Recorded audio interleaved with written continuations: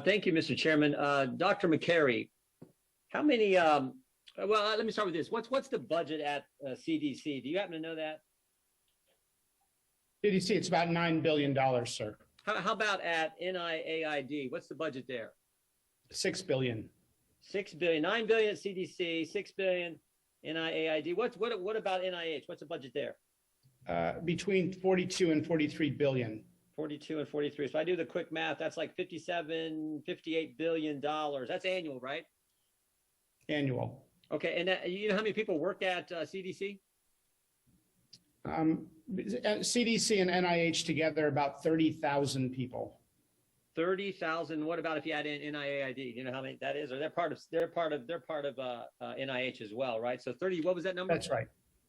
That's right. 31,000 people between CDC and NIH. 31,000 people spending $58 billion a year. Why hasn't our government done a study on natural immunity?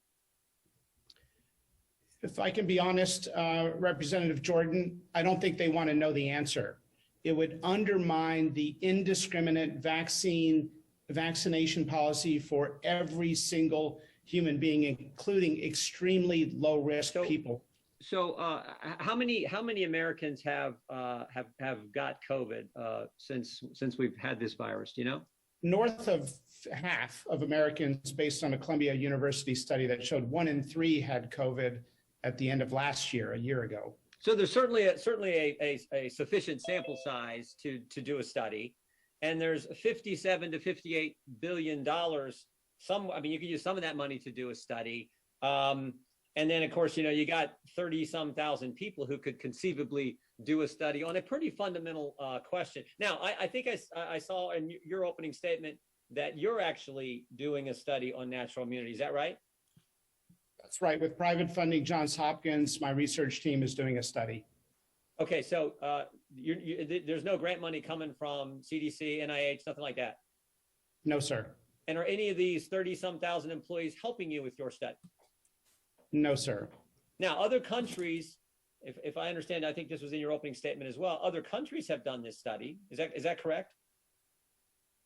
Most of our learnings come from Israel and other countries. Yes, sir. And what have they found? Let's start with the Israel study, if you could just refresh my memory. What did Israel find? The Israel study is the largest study done worldwide, and it found that natural immunity adjusted for age and comorbidity is 27 times more effective than vaccinated immunity. And they just put out on December 5th another study, follow-up study, again affirming similar results, that natural immunity is stronger than vaccinated immunity. But the scientists in our government at CDC and NIH, they don't account for that. They don't talk about that. What do they say about that study?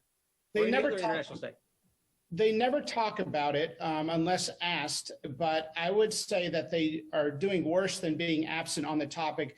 They are undermining natural immunity through 2 studies that the CDC did that are so flawed, that are so poorly put together. Honestly, they would not qualify for a 7th grade science fair.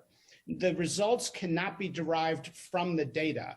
And it's a disgrace that those 2 studies were put out because it undermines the larger body of science. So they won't talk about international studies that conclude that natural immunity is 27 times better than the vaccine, but they will do some bogus, in your words, some 7th grade science experiment studies using some of those 33,000 employees and using some of that $58 billion of the American taxpayer money.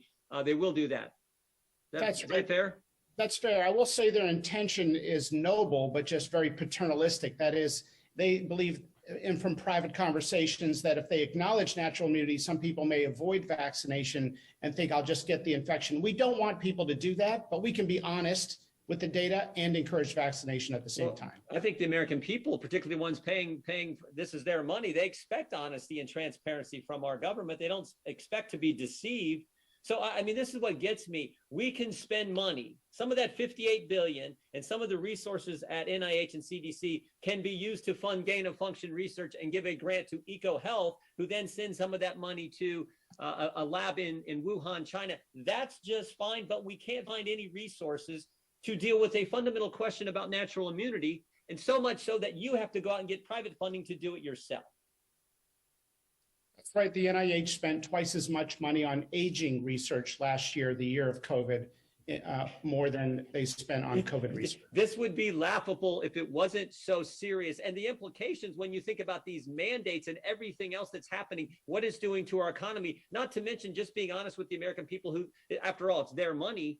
But yet we have the head guy, Mr. Fauci, Dr. Fauci, saying, I represent science, but he's afraid to actually do the science and do the studies that need to be done to answer this question. And we have to rely on international studies and your private study to get the truth to the American people.